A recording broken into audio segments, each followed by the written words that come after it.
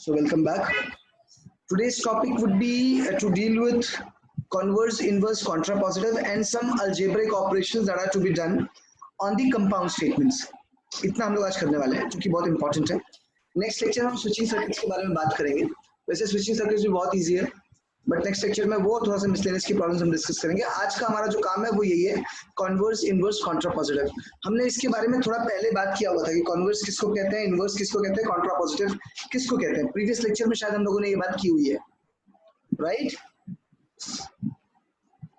So just to discuss the things again कि converse किसको कहते हैं, इनवर्स किसको कहते हैं, कॉन्ट्रापॉजिटिव किसको कहते हैं. Let us try to go through all those things just once again.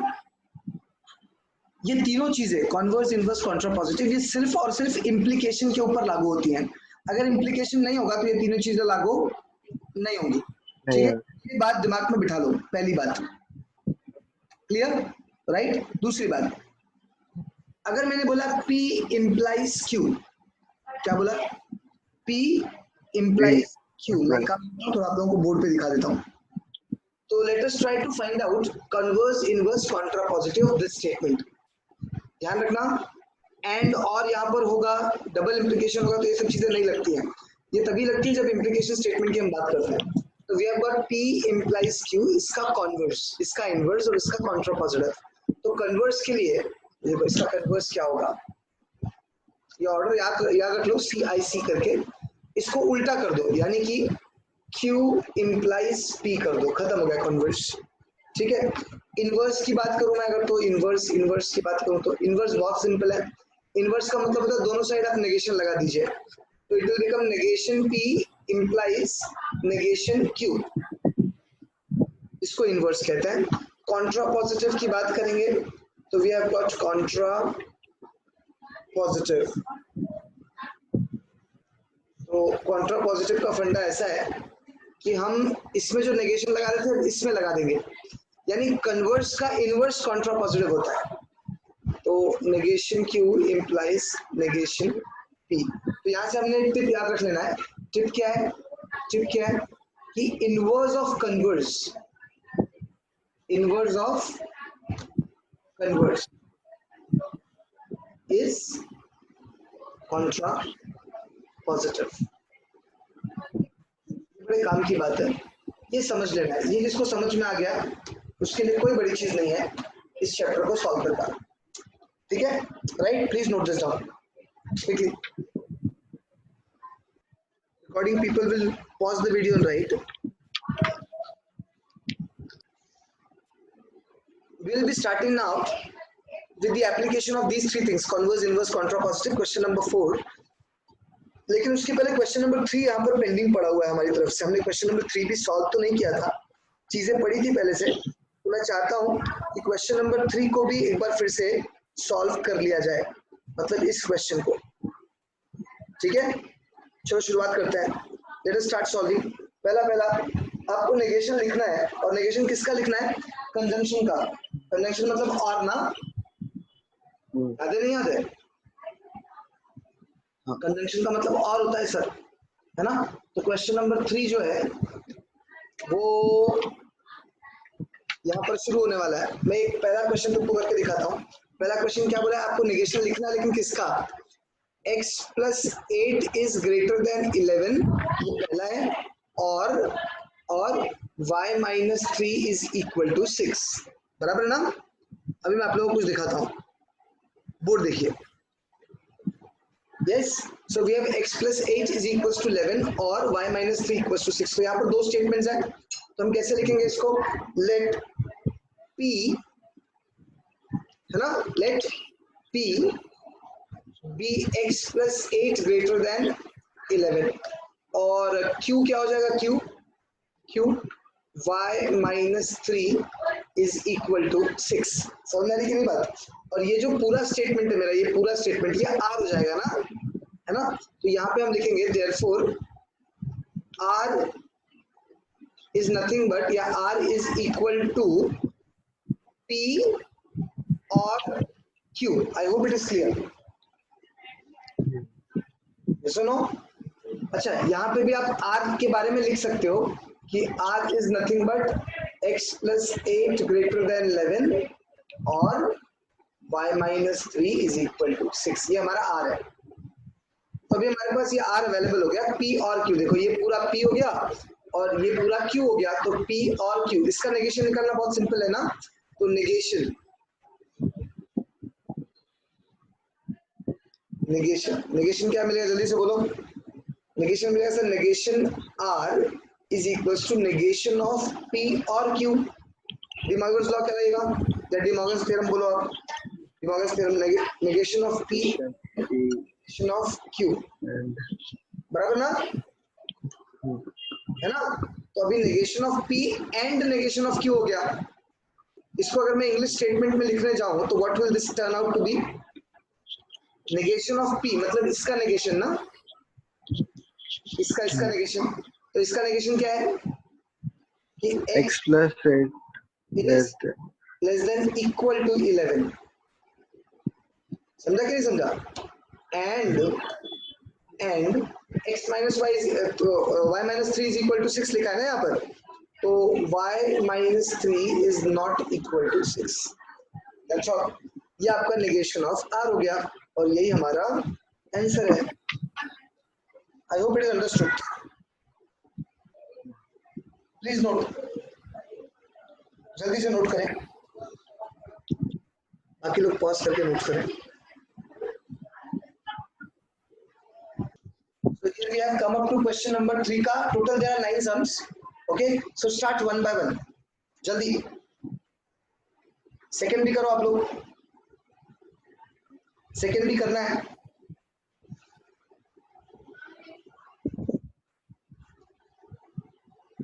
do it by yourself।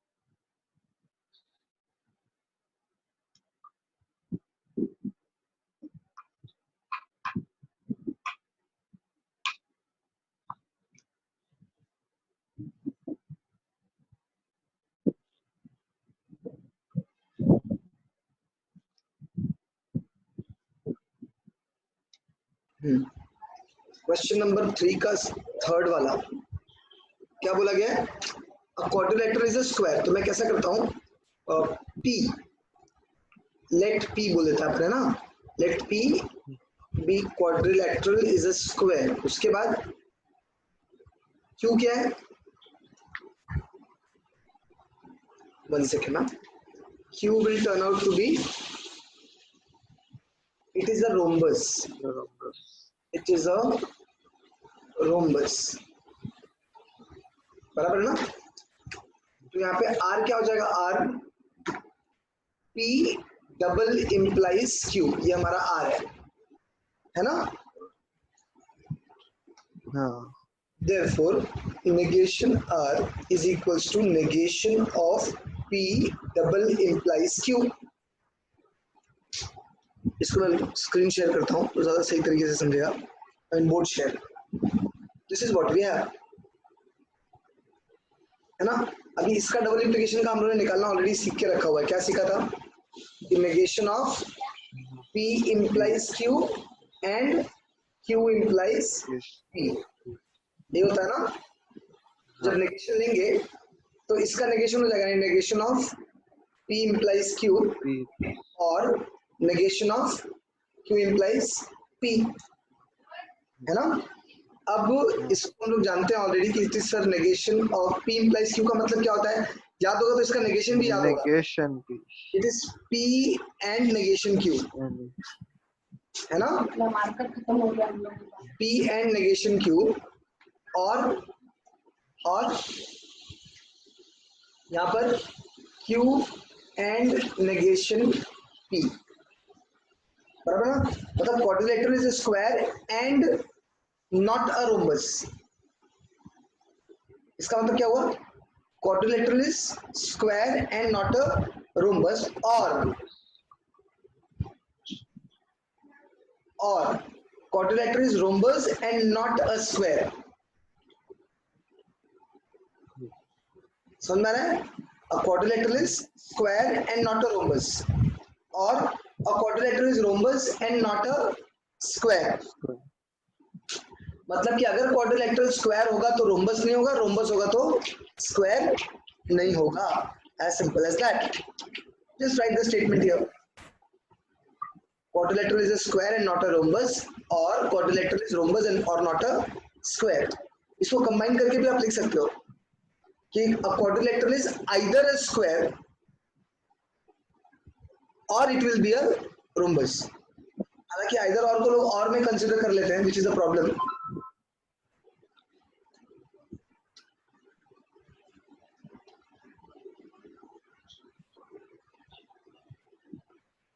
So write the detailed statement itself, that will not confuse you। P क्या हो जाएगा, quadrilateral is square and not a rhombus, or quadrilateral is rhombus and not a square। Now question number 3 के ये last के दो sums, these are very important। Last के दो sums मतलब कौन से वाले, I'll just show those questions to you all people। ये वाले, ये दिख रहा है, ये दो, ये बहुत इंपॉर्टेंट है। इसमें दो क्वांटिफायर्स का इस्तेमाल किया गया है जिसकी वजह से ये स्पेशल हो जाता है। और क्वांटिफायर्स में से एक तो ये वाला स्टेटमेंट है, ये जो सामने है, यस, और दूसरा जो है वो ये वाला स्टेटमेंट है। ये बहुत इंपॉर्टेंट है।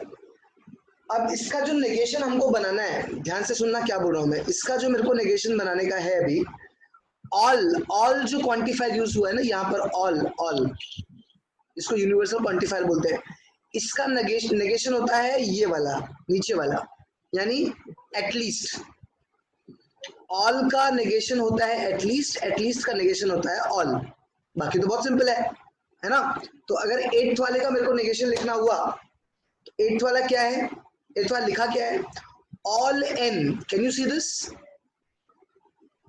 यस कि नो, क्या लिखा है, all N belonging to the natural number.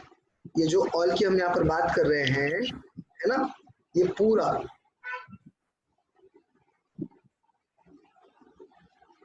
एक सेकंड, ये पूरा ये वाला, ये जो हमारे पास अवेलेबल है ये वाला दिख रहा है ऑल एन, ये जो ऑल एन लिखा हुआ है ना। जब आप इसका नेगेशन लिखोगे तो इसको रिप्लेस करके लिखते हो, क्या लिखोगे यहाँ पर? कुछ नहीं सर, खाली ई ऑफ एक्स, उल्टा ई। ये देखो जो नीचे लिखा हुआ है ना, ये उल्टा ई टाइप है, इफ यू कैन सी, ये उल्टा ई टाइप है, ये वाला, ये वाला,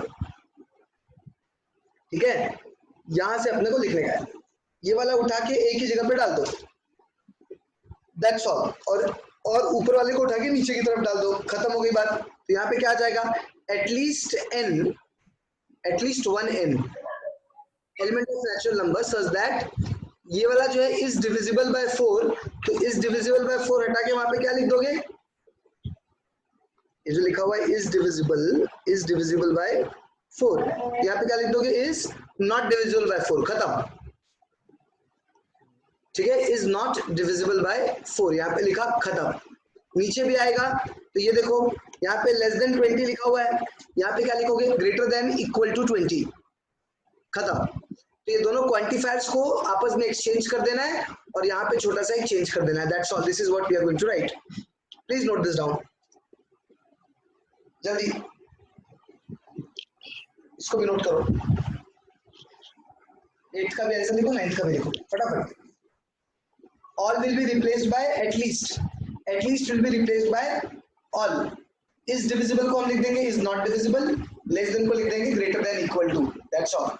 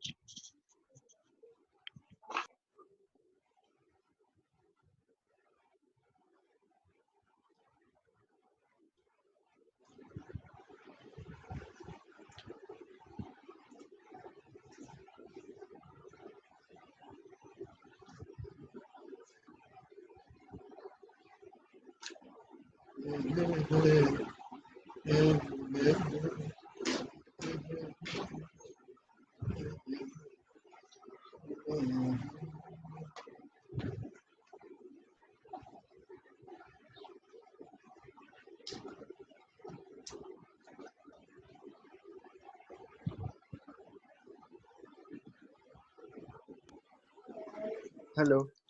हाँ बोलो। हाँ सर, आगे। Okay. Now the next point, which is very very special and important. इसके बाद क्वेश्चन जरा ध्यान से देखो सभी लोग. It is very special. Write the converse, inverse and contrapositive of the following. चलो इसकी भी शुरुआत करेंगे। सबसे पहले इसको सिंबॉलिक फॉर्म में लिखना है। तो क्वेश्चन नंबर 4 का फर्स्ट सिंबॉलिक फॉर्म में लिखना शुरू करो। चलो क्वेश्चन नंबर 4 का फर्स्ट, तो लेट से शुरू होगा, late. So let x less than y, है ना, इसको हम p बोल देंगे। तो let p be x less than y, और q को क्या बोल देंगे? q को x square is less than y square. That's all, बराबर है ना? Yes no? चलो इसका क्या निकालना है? इसका कॉन्वर्स, इनवर्स, कॉन्ट्रा पॉजिटिव तीनों निकालना है। देखो हमारे पास अवेलेबल है चीजें, हमको इसका कॉन्वर्स, इनवर्स और कॉन्ट्रा पॉजिटिव तीनों निकालना है। किसका sir? If P then Q का, इफ पी देन क्यू का, है ना? तो अब शुरू करते हैं। सबसे पहला कॉन्वर्स, तो कॉन्वर्स में क्या होता है? कन्वर्स में क्या होता है? Converse Q implies P. इसका मतलब if x square is less than y square then x is less than y, हो गया कन्वर्स। उसके बाद क्या होगा इधर? इनवर्स। कन्वर्स के बाद इनवर्स। इनवर्स कैसे निकलता है? दोनों साइड नेगेटिव डाल के, तो negation p implies negation q। इसका मतलब if x is greater than equal to y then x square is greater than equal to y square. Contra positive मुझे लिखने की जरूरत नहीं है, या लिख दूं? चलो एक सब में लिख देता हूं. कॉन्ट्रा पॉजिटिव बहुत सिंपल है. कॉन्ट्रा पॉजिटिव में क्या होता है सर? जल्दी बोलो. It becomes negation Q implies यानी if x square is greater than equal to y square, then x is greater than equal to y. खत्म हुआ. तो we have converse, inverse, contrapositive. थोड़ा सा बोर्ड से शायद क्लियर ना दिखता हो आप लोगों को आज. Marker is a problem. No problem.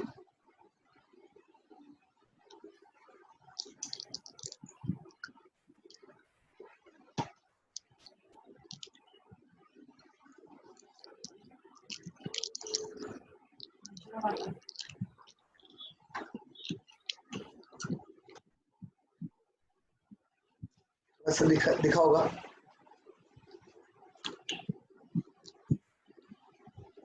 Wall light चालू कर दो.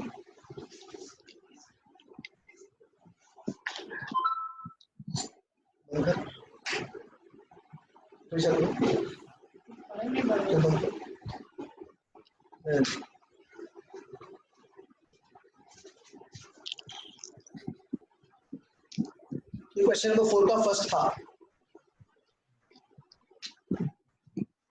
चलो फर्स्ट के बाद अब आगे बढ़ते हैं.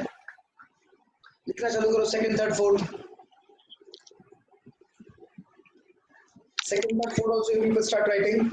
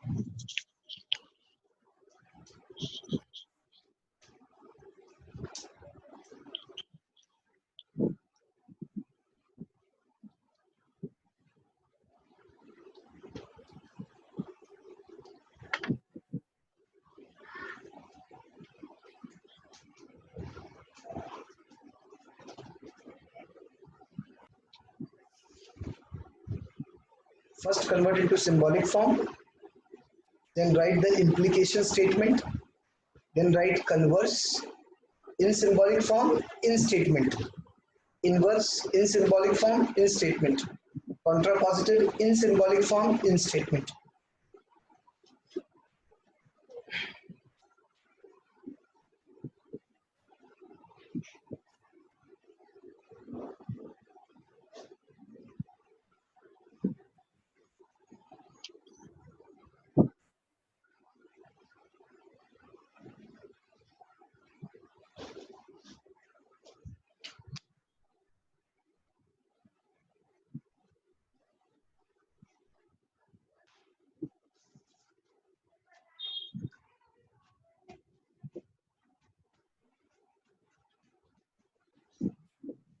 Now this is a new type which we can call it as algebra of statements. ये देखो heading है उसका. This is the heading, algebra of statements. And here it is. इसमें क्या क्या है देखो. इसमें बहुत सारे लॉज लिखे हुए हैं. और जो लॉज लिखे हैं बहुत काम के हैं. ये लॉज बेसिकली आपकी बहुत सारी मदद करेंगे. कई बार ऐसा होता है कि हमको दो लॉजिकल स्टेटमेंट दे दिए जाते हैं. जरा यहाँ पर ध्यान दो, फिर हम इसको भी देखेंगे. कई बार ऐसा होता है कि हमको दो लॉजिकल स्टेटमेंट्स दे दिए जाते हैं और कहा जाता है कि बताओ ये दोनों लॉजिकल स्टेटमेंट इक्विवेलेंट है या नहीं है. इक्विवेलेंट है या नहीं है. तो हमारे पास एक मेथड क्या है कि दोनों लॉजिकल स्टेटमेंट्स का, जो दो स्टेटमेंट्स मेरे को दिए गए हैं जिसके बीच में इक्विवेलेंस मुझे प्रूफ करना है, दोनों का टेबल बनाओ, दोनों का टेबल बनाओ और आंसर निकालो। पर कभी कभी कैसा होता है, टेबल बनाना बहुत बड़ा काम हो जाता है, कभी कभी कैसा होता है टेबल बनाना बहुत बड़ा काम हो जाता है। तो instead of that big work we can use this फॉर्मूले एंड डू समथिंग। सर तो क्या इतना सारा फॉर्मूला हमको याद करना पड़ेगा, इतना डिफिकल्ट पहले से ही था? नहीं नहीं, आपको फॉर्मूला बहुत ज्यादा याद करने की जरूरत नहीं है। This is very basic formula which we can understand, ठीक है, राइट। हम लोग देखते हैं कि ये फॉर्मूले कौन से हैं, राइट। तो मैं लिखूंगा इसको, पहले ये फॉर्मूला आप लोग जो बोर्ड पर देख रहे हो ये इतना ही फॉर्मूला है, इसके बाहर फॉर्मूला नहीं है, लेकिन फिर भी मैं इसको बोर्ड पर हम लोग साथ में लिखते हैं और लिखकर चीजों को अंडरस्टैंड करते हैं, ठीक है। चलो शुरू करें। I am stopping the share, here we go, ठीक है, ये मैं पिन कर देता हूं, yes. So let us start. सबसे पहला लॉ जो बहुत फेमस है वहीं से हम शुरुआत करेंगे। It is called as idempotent law. क्या बोलते हैं?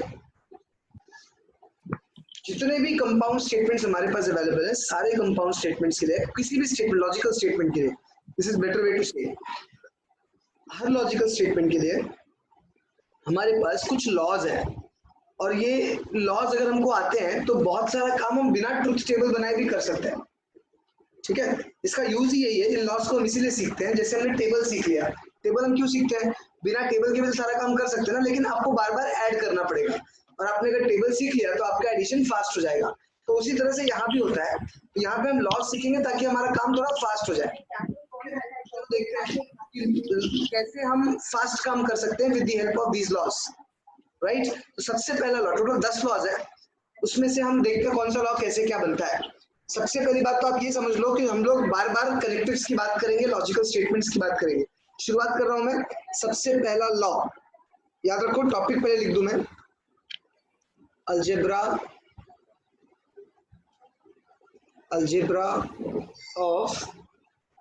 Of statements. इसको मैं लॉजिकल स्टेटमेंट्स भी बोल सकता हूं, लॉजिकल कनेक्टिव्स भी बोल दूंगा तो भी गलत नहीं है, ठीक है। सो अलजेब्रा ऑफ स्टेटमेंट्स शुरू करते हैं, है ना। तो सबसे पहले जो मैं लिखूंगा उसका नाम है आइडेम्पोटेंट लॉ। तो मैं यहाँ पे नंबर 1 डाल देता हूं, नंबर 1 आइडेम्पोटेंट लॉ। से ये नाम ऐसा क्यों पड़ा, पहले तो ये समझ लो, क्योंकि लॉ इसका बहुत आसान है, पर अगर आपको नाम पता रहेगा तो आगे चल के बड़ी आसान होगी, क्योंकि और भी जगह पर ये नाम आने वाला है। आइडेम्पोटेंट का मतलब होता है जब कोई चीज खुद के साथ में ही कुछ कर रही होती है, कोई चीज खुद के ही साथ में कुछ कर रही होती है, तो हम ऐसा बोलते हैं कि वो खुद में अपने आप में सफिशिएंट है, इसलिए वर्ड यूज किया गया पोटेंट। पोटेंट का मतलब होता है हैविंग पोटेंशियल। आइडम ये आइडेंटिटी वर्ड से निकला हुआ है, ठीक है ना। तो इसका मतलब आइडेंटिटी यहाँ पर नहीं होता, मतलब आइडम मतलब सेल्फ। तो पोटेंट लॉ, इसका मतलब हमारे पास जितने लॉजिकल कनेक्टिव्स हैं उसमें से 4 बहुत फेमस है, याद ही होगा। कौन सा? एंड, और, इम्प्लीकेशन, डबल इम्प्लीकेशन, और एक 5वां भी बहुत काम करता है, उसका नाम है नेगेशन, है ना। ये 5 में से आइडेम्पोटेंट लॉ की जब मैं बात कर रहा हूं ना, तो I am going to talk about, ये ध्यान रखना, हम लोग 10 में से 8 के अंदर 4 की बात, 2 की बात करेंगे, या फिर एक जगह पर हम नेगेशन की बात करेंगे, यस। बाकी जगह पे हम नेगेशन की बात नहीं करेंगे, ठीक है। तो इस तरह से हम 2 से ही ज्यादा काम करेंगे, एक जगह पे नेगेशन भी यूज करेंगे। बाकी के जो बचे हुए 2 हैं, 8 और 2 10 होता है ना, तो 8 में हम एंड और की बात करेंगे। जो 9वां और 10वां है ना, उसमें हम इम्प्लीकेशन और डबल इम्प्लीकेशन का बात करेंगे, उसका नाम भी वैसे ही है, कंडीशनल बाय कंडीशनल लॉ, ठीक है। तो नाम से ही समझ में आता है, बड़ी चीज नहीं है वो। फिलहाल देख लो आइडेम्पोटेंट लॉ का मतलब क्या होता है, कि अगर मैं किसी भी स्टेटमेंट को ध्यान से देखना, मैं लिख रहा हूं यहाँ पर, सबसे पहला इसमें क्या है, अगर मैं किसी भी स्टेटमेंट को खुद से ही एंड करूं, एंड का मतलब मल्टीप्लाई, और का मतलब एडिशन, याद रखो इस बात को, है ना। तो अगर मैं किसी भी स्टेटमेंट को उसी से मल्टीप्लाई करूं या एंड करूं, तो मुझे हमेशा वो स्टेटमेंट खुद ही मिलेगा। पी एंड पी का मतलब पी होता है उसी, क्योंकि देख लो आप 1 0 याद है ना, ट्रू के लिए 1, फॉल्स के लिए 0। तो अगर आप 1 इंटू 1 करोगे तो आपको 1 मिलेगा, 0 इंटू 0 करोगे तो आपको 0 मिलेगा। That's so simple. अभी देखो यहाँ पर जरा और के लिए आ जाओ, तो P और P अगर मैं करूंगा ना तो भी मुझे P ही मिलेगा। This is idempotent law, very interesting law. ठीक है, इसमें कोई और सेकंड बात ही नहीं है।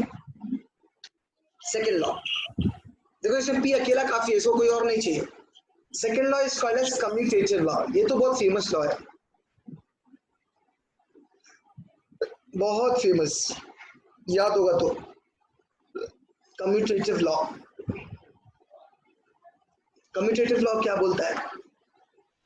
कम्यूटेटिव लॉ बोलता है कि अगर आपके पास P है और आपने उसको Q से मल्टीप्लाई किया, P एंड Q अगर आपने किया तो डरने की जरूरत नहीं है। It is same as, it is, हाँ, it is same as Q and P। It is same as Q and P। एकदम सिंपल सी बात की है उसने, कोई टेंशन वाला बात नहीं किया। उसी तरह से अगर आपके पास P है और आपने और किया हुआ है तो भी डरने की जरूरत नहीं है। इट विल बी Q और P, खत्म हो गया। एक और लॉ है, यहाँ पे दिया नहीं है बुक्स में, बट यू कैन राइट कि अगर आपने P डबल इंप्लाइज Q किया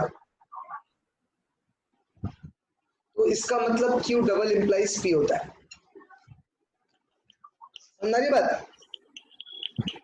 yes, this is called as commutative law, very very famous law. Clear? ऐसे से ऐसे कर दो, a plus B is equal to B plus A into B is equal to B into A, वैसा। It is called as commutative law. एक तीसरा law बहुत फेमस है, again it is called as associative law. Word से मालूम पड़ता है, एसोसिएट मतलब जोड़ना, एक साथ रखना। It is associative law. आप कहां कहां पर चीजों को एसोसिएट कर सकते हैं, ये क्वेश्चन का पार्ट है ना, एसोसिएटिव लॉ। आओ जरा देखते हैं एसोसिएटिव लॉ के बारे में। एसोसिएटिव लॉ ऐसा बोलता है कि मान लो मेरे पास P है, Q है और R है, और मैंने इनको एंड किया हुआ है। क्या किया है? एंड किया हुआ है। और अगर मान लो वो ऐसा है तो it is as P Q R and bracket बदल देना, समझा? सिमिलरली और के लिए भी है,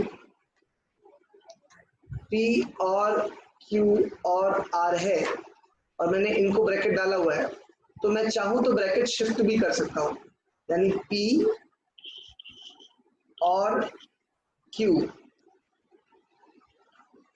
और R। सर इसमें अगर जो दो कनेक्टेड है उनमें अलग हुआ, मतलब बीच में एंड है लेकिन उन दोनों में और है, तो अगर यहाँ पे मान लो कनेक्टिव्स अलग अलग है, मतलब यहाँ पे एंड है, यहाँ पे और है, then it is not allowed, then this law will not hold. This law holds only when the connectives are same. Okay, I hope you are understanding my point.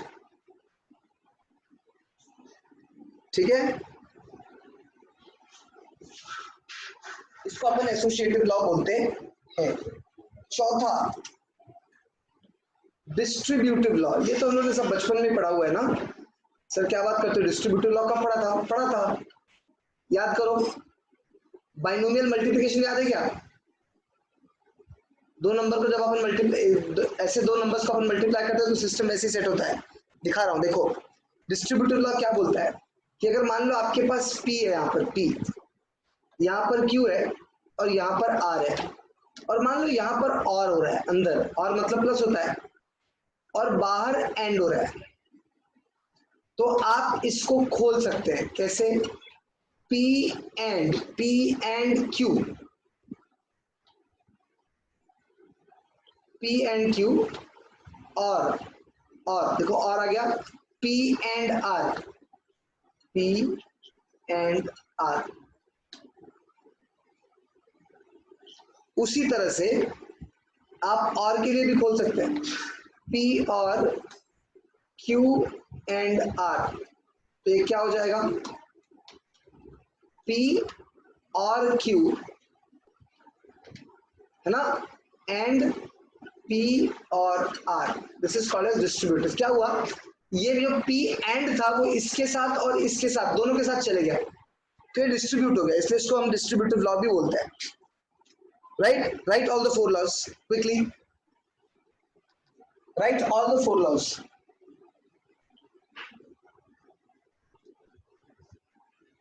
Sir मैंने साथ में ही लिखा।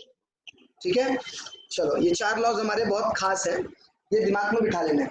अब मैं आगे के लॉज भी डिस्कस करने जा रहा हूँ, 8 में से आप लोग को याद रहना चाहिए वो लॉज, इसलिए देखो 4 लॉज तो हो गए सर।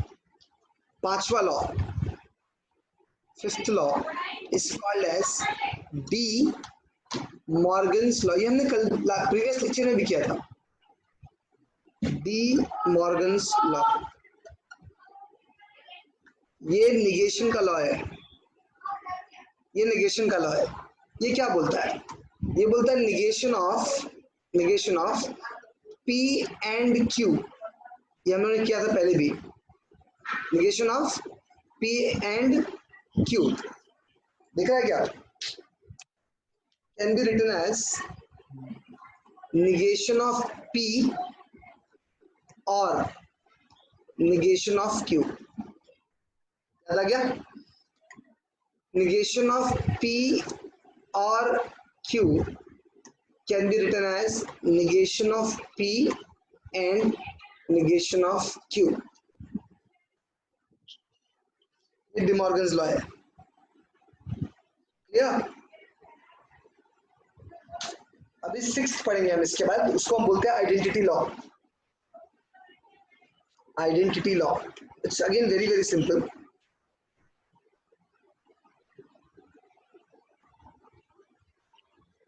हो गया लिख के,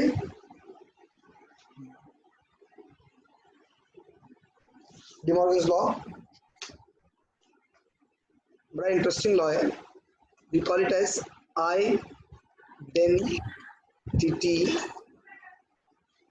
लॉ।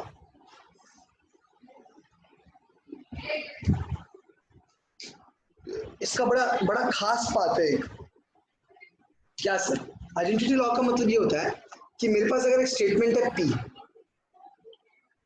है ना, P, अब मैं P को Q से मल्टीप्लाई या ऐड नहीं करूंगा, तो सर किससे करूंगा, जब Q से नहीं करूंगा तो अगर ये P है तो कुछ तो चाहिए ना, तो मैं P को ना T से, देखो P को T से, मार्कर नहीं चल रहा, जस्ट 1 सेक,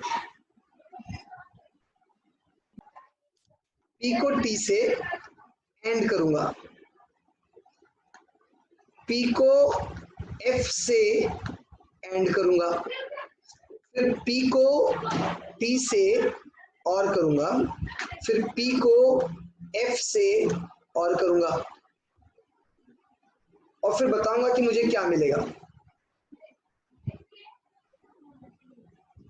ठीक है ना, P का मतलब 1 होता है सर, 1, F का मतलब 0 होता है, एंड का मतलब इनटू होता है, और का मतलब प्लस होता है। तो तुम लोग मुझे बताओ, अगर मैं किसी भी क्वांटिटी को 1 से मल्टीप्लाई करूंगा तो मुझे क्या मिलेगा, सेम क्वांटिटी। अगर मैं किसी भी क्वांटिटी को 0 से मल्टीप्लाई करूंगा तो मुझे क्या मिलेगा, ऑलवेज 0। अगर मैं किसी भी क्वांटिटी में 1 को ऐड करूंगा तो मुझे ऑटोमेटिकली T हमेशा मिलेगा, यस कि नो, 1 या 1 से ज्यादा वैल्यू मिलेगा, 0 तो मिलेगा नहीं क्योंकि मैंने 1 ऐड कर दिया। अब अगर मैं P और F यानी किसी भी चीज में अगर मैं 0 को ऐड करूंगा तो मुझे वो सेम चीज मिलेगी। आई hope it is clear, this is the beauty of identity law. समझ में आ गई बात, राइट? चलो इसको नोट कर लो। Yes sir. इसको नोट करने के बाद एक और चीज आएगा और वो है कॉम्प्लीमेंट लॉ। कॉम्प्लीमेंट लॉ सुनने के बाद बड़ा अजीब लगता है, बट कॉम्प्लीमेंट का एक बड़ा सुंदर सा मीनिंग है। क्या होता है सर, क्या मीनिंग होता है कॉम्प्लीमेंट लॉ का, देख लो, बता दे रहा हूं।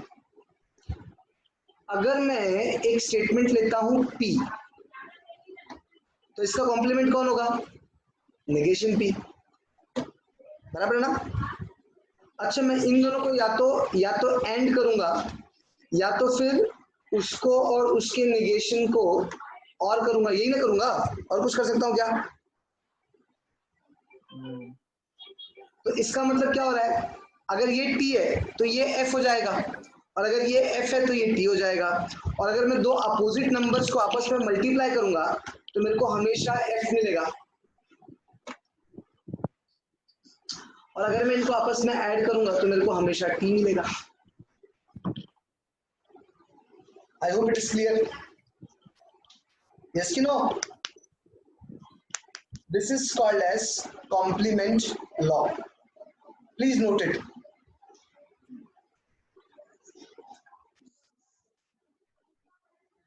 नंबरिंग में कुछ मिस्टेक किया है, आई सपोज। आई थिंक ये 6th है ना, ये 50 है? 50 है। 4 5 6 50 ठीक है, कंटिन्यू 8, बराबर है, करेक्ट है।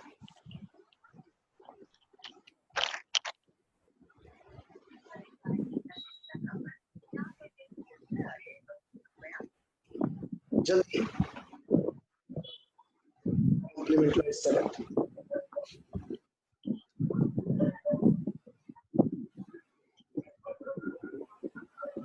हो गया? हाँ सर। पक्का ना?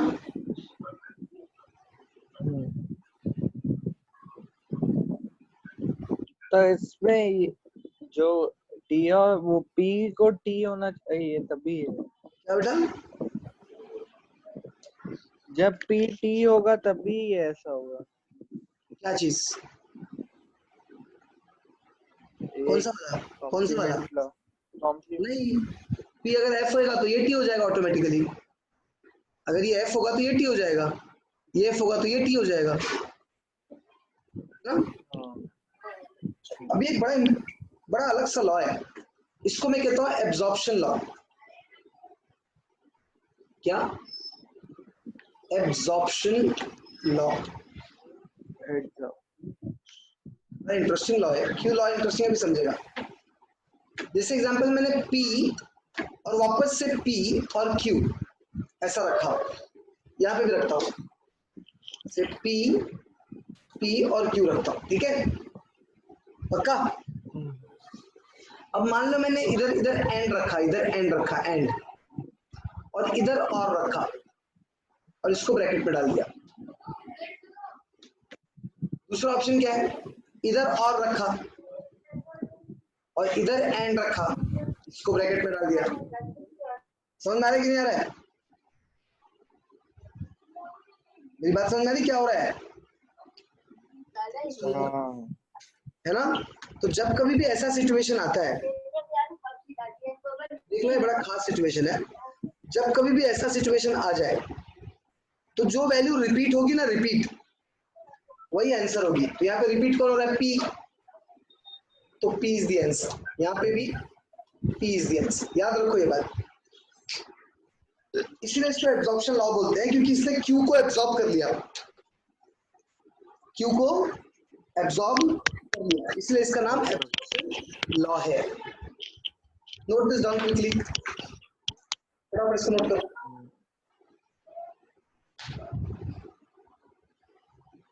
किया सर। बाकी लोग वीडियो पॉज कर लें और फिर नोट करें।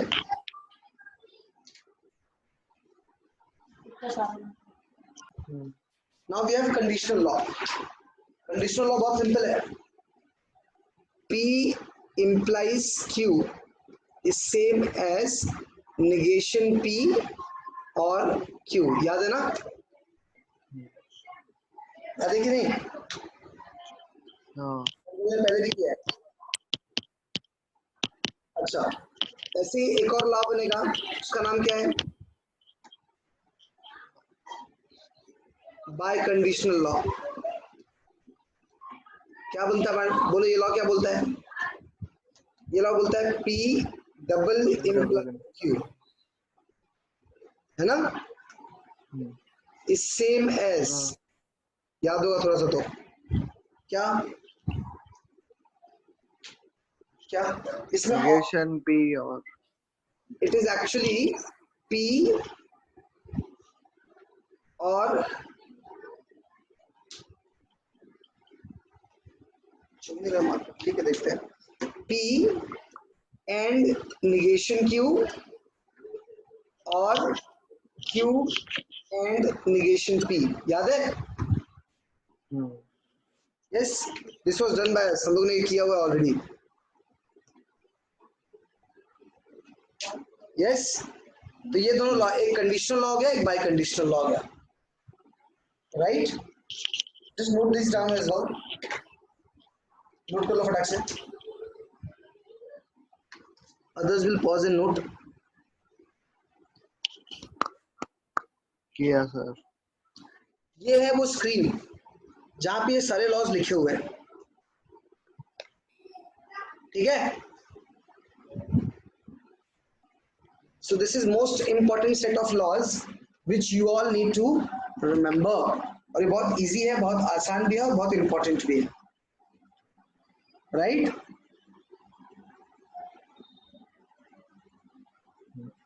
ये रहा. और बाद में फिर हमारे यहाँ से सॉल्व एग्जाम्पल्स देखो चालू हो रहे हैं. Write the negation of the following, which you can obviously write without any problem. Yes, ऐसी बहुत सारी चीजें हम जो कि आगे करने वाले हैं. मैं सीधा एक्सरसाइज पे जा रहा हूँ. यहाँ पे स्विचिंग सर्किट्स के बारे में लोगों ने बात कर ली है, और उसके पहले ये रहा एक्सरसाइज. सीधे एक्सरसाइज 1.4. Yes.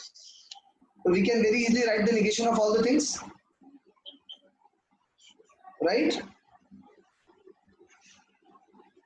आराम से नेगेशन लिख सकते हैं हम लोग पहले वाले का, बहुत आराम से. फिर क्वेश्चन नंबर 2 का, इसमें बोला है इफ देन नहीं लिखना है. इफ देन नहीं लिखना मतलब कंडीशनल लॉ यूज करना है. कंडीशनल लॉ क्या था? इफ पी देन क्यू को हम क्या लिखते हैं? नेगेशन पी और क्यू, याद है ना? Negation of P. हाँ. तो यहाँ पे क्या लिखा है? If a man is a जज, तो यहाँ पे पी क्या हो जाएगा? अ मैन इज अ जज. क्यू क्या हो जाएगा? He is honest. He is honest. यहाँ क्या आएगा? A man is not a जज. और समझ में आ रहा है? और इज ऑनेस्ट. इस तरह से चीजें जाएंगी. तुमको लिखना है वो इफ देन हटा के. उसका without using truth table you have to prove few things जिसकी हमने बात की है. क्वेश्चन नंबर 3 पूरी तरह से उस पे बेस्ड है, राइट? सो हमारा ये एक्सरसाइज बहुत इंपॉर्टेंट है. Exercise number 1.4, that's your homework. You are going to do exercise number 1.4. Next lecture we'll discuss few details of it and then proceed ahead. I hope it is clear. ठीक है? हाँ. पक्का ना? चलो, completed by today.